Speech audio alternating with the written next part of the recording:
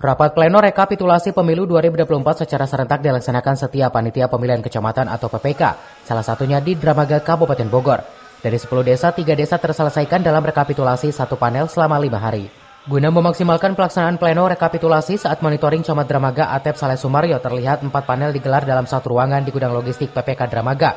Tentunya dengan 4 panel tersebut dapat memaksimalkan pleno sesuai dengan target perharinya.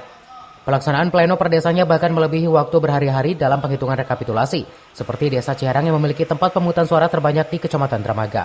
Hari ini setelah dibuka 4 panel yang sudah selesai 100% 3 desa, yaitu Desa Dramaga, Desa Sukawening, dan Desa Sukadamai.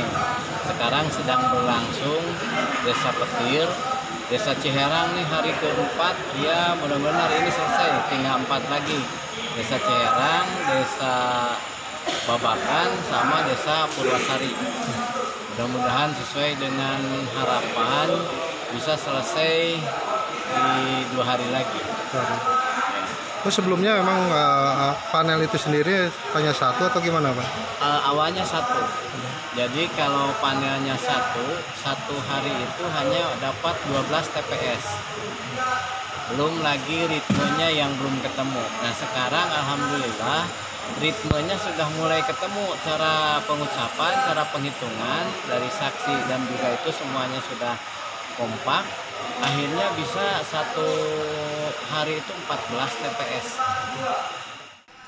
Lebih lanjut dikatakan Atep rekapitulasi sedikit terkendala secara nasional akan server dari pusat selama 30 menit. Dari Dramaga, Kabupaten Bogor, Iman Abdurrahman melaporkan.